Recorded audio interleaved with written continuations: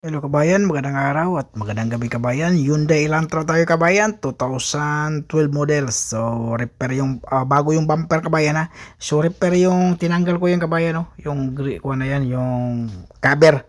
Cover yan siya sa gitna siya, sa cover grill niya siya. So i-repair natin yan pero may tornilyo yung kabayan, kailangan tanggalin lahat ng bumper. So ang pagtanggal naman ng bumper niyan, hindi naman gaano mahirap yan. Saglit lang tanggalin yung bumper na yan. Pinakamadaling tanggalin yung kabayan ha. Lahat ng sasakyan ng kutsi, yan ang pinakamadali. Sa harapan, talo pa yung Toyota Corolla niyan. Yung Toyota Corolla madali, pero mas madali ito sa kabayan kasi yung sa baba kasi niyan, yung clip lang yan, dalawa, tatlo. So walo lang, naka-clip lang yan siya.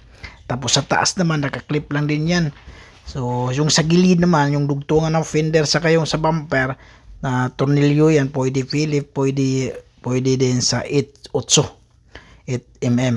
So, yan, tinanggal na natin. So, pinakamadali, kahit mga 2 minutes, 3 minutes, tanggal mo na yan. So, di ba? O, basag na kabayan, no? Okay na yan. Tapos, i-repair pa natin yung sinasabi ko, yung gitna. I-repair natin, tatanggalin natin, unahin natin. Tapos, yung headlight pala kabayan, bago yung headlight na yon. So, yan, okay. Maganda yung pagkabintura, yung alignment natin, okay. So, maraming salamat kabayan.